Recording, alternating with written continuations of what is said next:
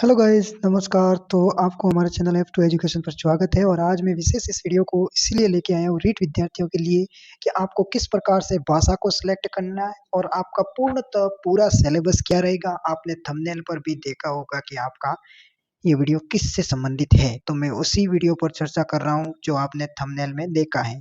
तो ध्यान रखिए कि हाँ, मैं जानता हूँ कि ये 2022 के लिए मैं सिलेबस के अकॉर्डिंग बता रहा हूँ, लेकिन पूर्णतः आपका नया सिलेबस का क्या पैटर्न रहेगा, पैटर्न, तो इस पर विशेष चर्चा की जाएगी। ठीक है, वीडियो के अंत तक बने रहना, आपको विशेष जानकारी भी मिल जाएगी। आपको कहीं पर भाग दौड़ नहीं करना है, आपको इसके बाद में कोई वीडियो देखने की भी जरूरत नहीं पड़ेगी, मैं आपको आशा दिलाता हूँ। और अगर कौन सी बेस्ट बुक है उसके बारे में अगर आपने ध्यान से नहीं देखा है वीडियो, आपको पता नहीं पड़ रहा है कि कौन सी बुक विशेष रूप से आपके लिए सिलेक्शन की बाजी मारेगी, तो उसके लिए भी मैंने F2 एजुकेशन पर अपना एक वीडियो डाला हुआ है। आप वहाँ पर जाकर चेकआउट कर सकते हो, या मैं इसके डिस्क्रिप्शन में या आई बटन में डाल दूंगा इस वीडियो के। ठीक है, आप यहाँ से डायरेक्ट सीधे अपने उस वीडियो के अंदर जा सकते हैं। चलिए स्टार्ट करते हैं। तो देखो, आपके सबसे पहले तो मैं बात करता हूँ कि आपके 5 विषय होंगी। कौन-कौन सी होगी? जिसमें एक तो होगा आपका पर्यावरण, पर्यावरण के बाद में एक होगी आपकी साइकोलॉजी, साइकोलॉजी एक होगी संस्कृत, एक होगी हिंदी। ठीक है? ये 4 विषय तो आपकी ये होगी और एक रह गई आपकी गणित। तो आपकी टोटल कुल मिला के 5 विषय रहेगी, जिसके अंतर्गत आपका 30-30 अंक का क्या होगा? मैटर होगा। क्या होगा? मैटर होगा। अगर आपने रीट क्वालीफाई करने के लिए आपको 90 अंक मिनिमम चाहिए ही चाहिए, ये बात आप अपने ज़हन में फिट कर लीजिएगा। इससे ज़्यादा नहीं होंगे तो भी सिलेक्शन माने जाएँगे आप रीट पात्रता के अंदर, और इससे कम है तो देखो, अगर आप किसी विशेष एसटी या एससी या ओबीसी या जनरल, ठीक है? तो जनरल के लिए आपको करीबन 90 अंक की आवश्यकता होती है, ठीक है? ओबीसी के लिए आपको 85 अंक की आवश्यकता होती है, एससी के लिए आपको 82 या 85 की आवश्यकता होती है, और एसटी के लिए आपके कम से कम अगर 80 या 75 अंक हो तो भी चल जाता है काम। अगर इतना अंक अगर आप लेके आते हो तो मैं आपको बता दूं कि आप सिलेक्टेड मानो जाओगे। पहली बात तो यही है कि आप रीट क्वालीफाई कर दोगे अगर इतने अंक लाते हो तो। और उसके लिए मैंने बेस्ट बुकें कौन-कौन सी उसके लिए वीडियो बनाया है, मैंने बोल दिया है, डिस्क्रिप्शन में डाल दूँगा, ठीक है? उसके बाद में बात आती है अब अपने भाषा की। तो भाषा एक तो होती है अपनी लैंग्वेज प्रथम, एक होती है लैंग्वेज सेकंड। तो आपको जो आपकी पसंदीदा भाषा है तो उसके आप फर्स्ट में चॉइस कर सकते हो। उसके बाद में सेकंड में चूज़ आप आपके हिसाब से कर सकते हो, ठीक है? इसके अंतर्गत 2 लैंग्वेज आपको लेनी होगी, चाहे कोई सी भी लैंग्वेज हो सकती है, उसके अंतर्गत पंजाबी हो सकती है, उर्दू हो सकती है, इंग्लिश हो सकती है, संस्कृत हो सकती है। तो मेरे हिसाब से तो करीबन विद्यार्थी होते हैं जो अपने हिंदी को लेते हैं भाषा प्रथम के रूप में, और भाषा सेकंड के रूप में संस्कृत को लेते हैं। हाँ, अगर आप भाषा सेकंड के अंतर्गत आप उर्दू को भी ले सकते हो। किसी भी आपके मनपसंद से यहाँ पर करीबन 28 या ऐसे कुछ लैंग्वेज हैं, आपको मैं आगे बताऊँगा, डिटेल वाइज़ वीडियो पर बने रहना, ठीक है? आगे चलते हैं अब। देखो, आपके इसके अंतर्गत 5 खंड होंगे, जिसमें पाँचों का विषय को आपको बता दिया है, जो 30-30 अंक का मैटर के साथ में होगी, ठीक है? अब देखते हैं, आपका पहला खंड है बाल विकास एवं शिक्षण विद्या। बाल विकास का मतलब है आपके साइकोलॉजी। क्या है? साइकोलॉजी। ये आपके 30 अंक की आएगी, जो यहाँ पर मेंशन कर रखा है, ठीक है?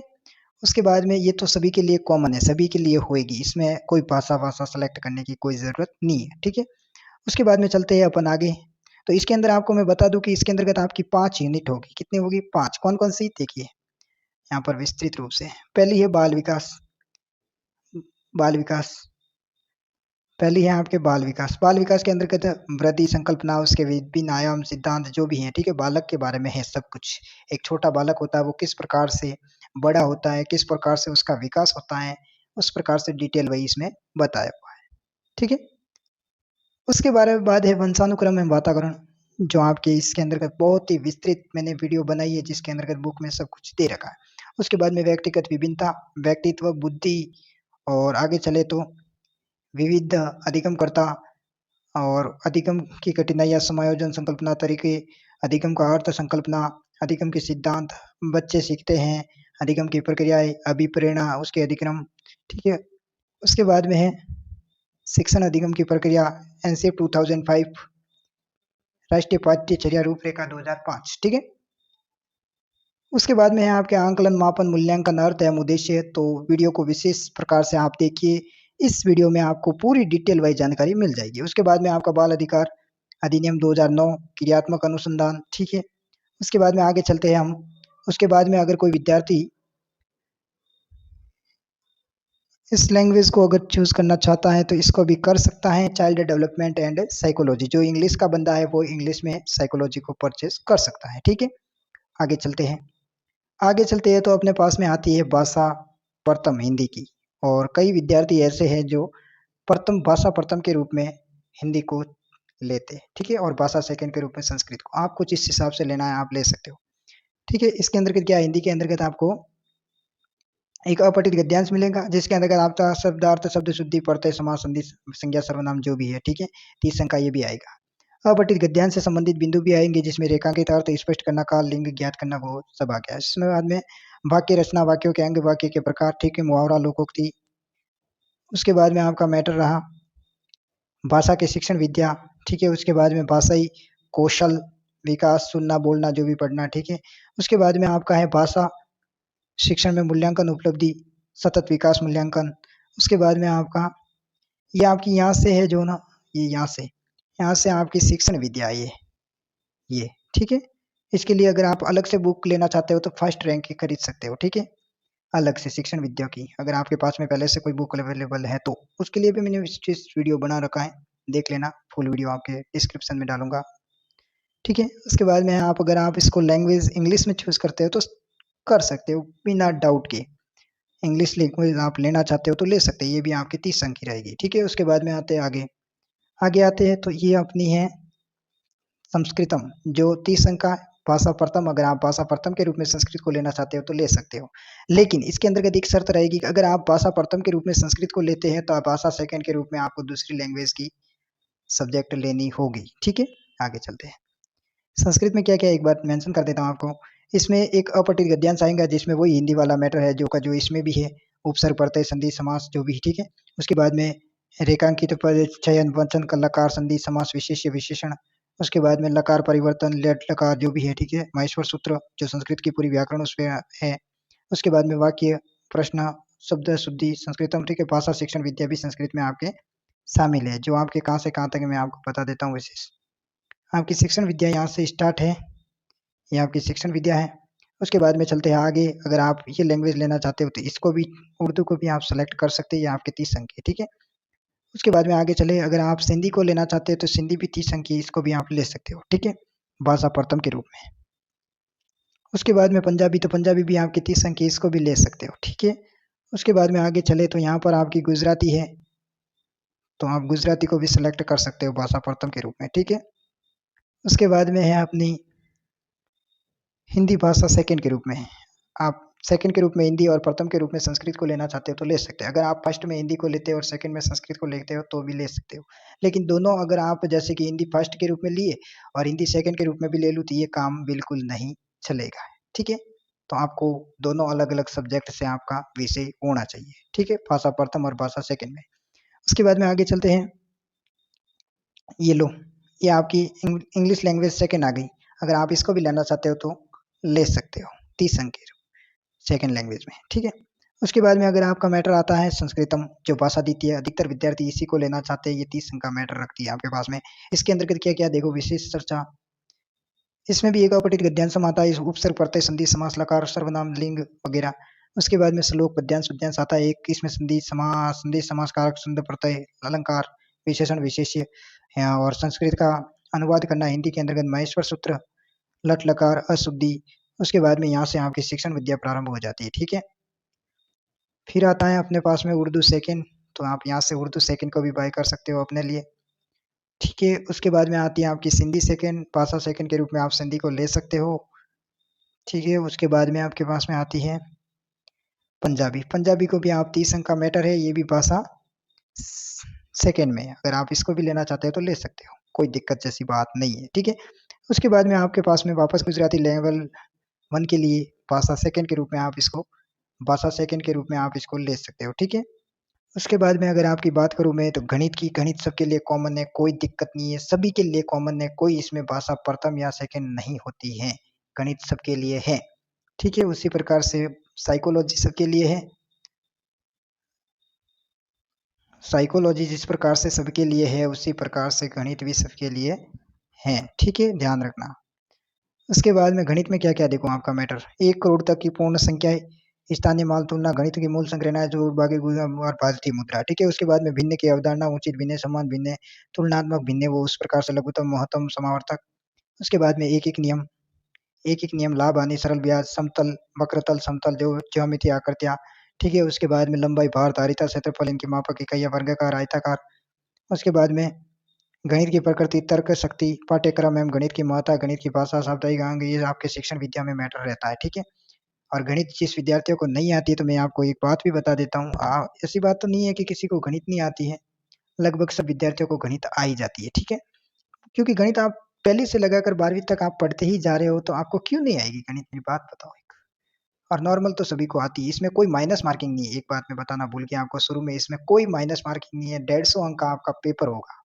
150 अंक का पेपर होगा और 150 ही अंक आपके होंगे। जिसमें 150 अंक का पेपर और 150 ही अंक होंगे, कहाँ गया रे? 150 अंक का पेपर और 150 ही सॉरी चाहता हूँ। 150 अंक का पेपर और 150 ही अंक का आपका अंक होंगे, ठीक है? उसके बाद में आपकी लैंग्वेज रहती है, ये लेना चाहते हो तो ये भी ले सकते हो आप, इसमें कोई डाउट नहीं है, ठीक है? मैथमेटिक्स इंग्लिश लैंग्वेज में लेना चाहते हो तो। उसके बाद में रहती है आपके पास में पर्यावरण, ये सभी के लिए कॉमन है, इसमें कोई डाउट नहीं है, सभी के लिए कॉमन है, सभी को लेनी ही लेनी है, ठीक है? 30-30 अंक का हर एक मैटर आएगा, ये यहाँ पर मेंशन कर रखी है।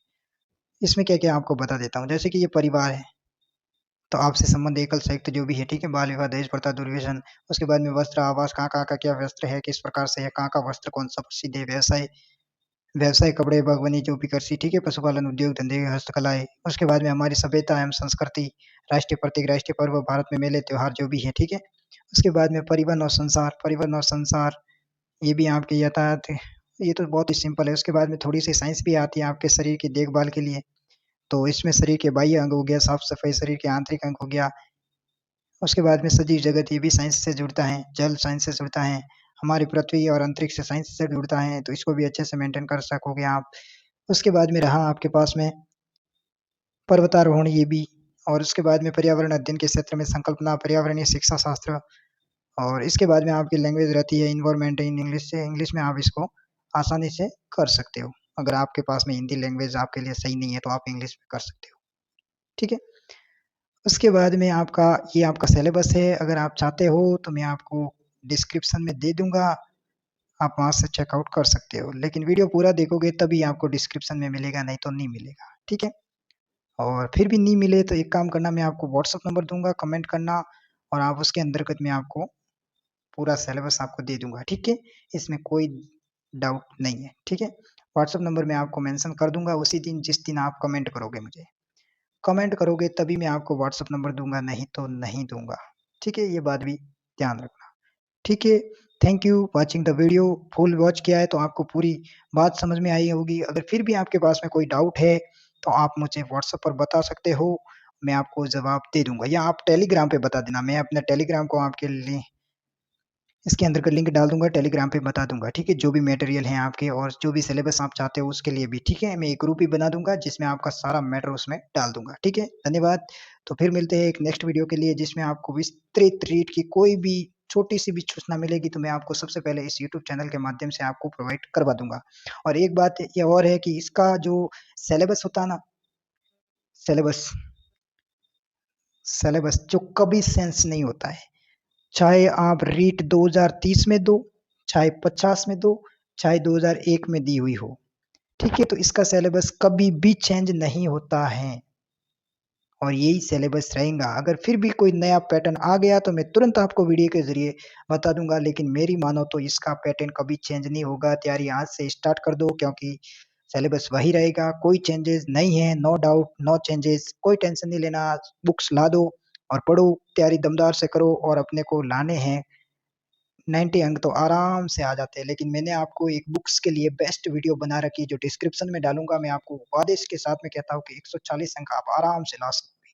उस बुक्स का रिव्यू आप करना ज़रूर, वो मैं आपके इस वीडियो के डिस्क्रिप्शन में डाल दूँगा। धन्यवाद, तो फिर मिलेंगे वीडियो के अंदर के टाटा, बाय-बाय, थैंक यू।